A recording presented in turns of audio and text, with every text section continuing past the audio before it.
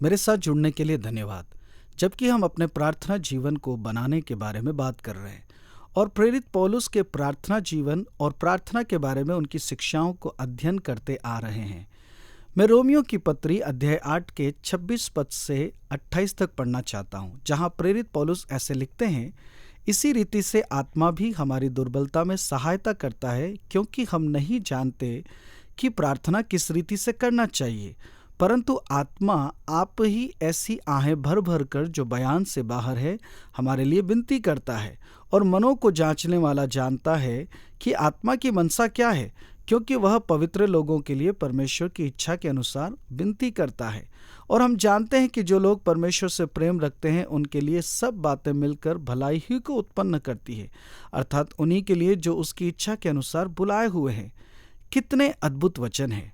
मुझे जिस बात ने सबसे अधिक छुआ है कि महान प्रेरित पौलुस, प्रार्थना करने वाले महान व्यक्ति, यहाँ यह कहते हैं कि हम नहीं जानते कि प्रार्थना किस रीति से करना चाहिए, परंतु आत्मा आप ही ऐसी आहें भर भर कर जो बयान से बाहर है हमारे लिए विनती करता है।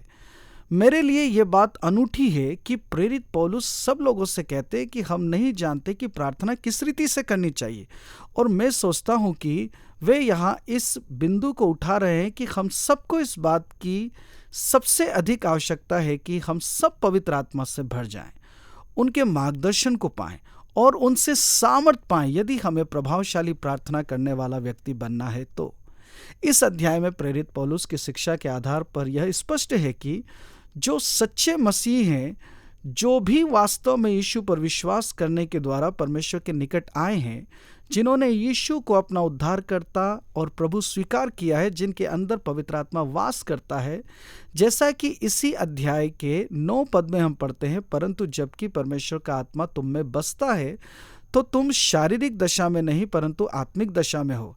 यदि किसी में मसीह का आत्मा नहीं तो वह उसका जन नहीं।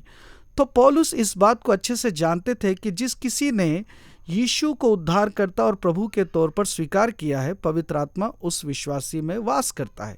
और वे 14 पद में यह भी कहते हैं, इसलिए कि जितने लोग परमेश्वर के आत्मा के चलाए चलते हैं वे ही परमेश्वर के पुत्र हैं। और 16 पद में कहते हैं कि आत्मा आप ही हमारी आत्मा के साथ गवाही देता है कि हम परमेश्वर के संतान हैं। पवित्र आत्मा हमारी अगुवाई करने के लिए है, हमारे निकट गवाही लाता है और हमारे द्वारा गवाही ले जाता है। अतः हम पवित्र आत्मा की उपस्थिति, सामर्थ और अगुवाई को अपने जीवन में और विशेष तौर से प्रार्थना में अनुभव करते हैं। पवित्र आत्मा के प्रति हमारी आवश्यकता के संबंध में पौलुस के शब्द हमें पवित्र आत्मा के बारे में यीशु के कहे गए शब्दों को स्मरण दिलाते हैं कि वह हमारा सहायक होगा।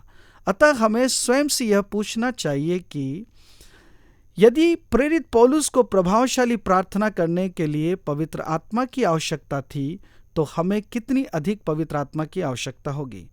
कोई और नहीं बल्कि प्रेरित पौलुस ने ही इफिसुस की कलीसिया को लिखा कि पवित्र आत्मा से परिपूर्ण होते जाओ। जबकि हम पवित्र आत्मा की उपस्थिति और सामर्थ्य की आवश्यकता की बात कर रहे हैं, तो मैं आपसे अनुरोध करूंगा कि मेरे साथ जुड़ें कि हम में से प्रत्येक गहराई से पवित्र आत्मा की आवश्यकता, सामर्थ और अगुवाई को अपनी प्रभावशाली प्रार्थना के लिए खोज लें। क्या आप अभी मेरे साथ प्रार्थना में शामिल होंगे? पिता, हम प्रभु यीशु मसीह के नाम से आते हैं। हम पवित्र आत्मा रूपी दान के लिए धन्यवादी हैं कि वो हम में वास करे, हमारी अगुवाई करे, प्रार्थना करने में हमारी सहायता करे, क्योंकि हम नहीं जानते कि प्रार्थना किस रीति से करनी चाहिए। प्रभु, हमें आपकी सहायता की आवश्यकता है। और प्रभु, आज हम में से प्रत्येक के लिए मैं प्रार्थना करता हूं कि आप हमें अपने समीप जीवन जीने की अनुमति दें।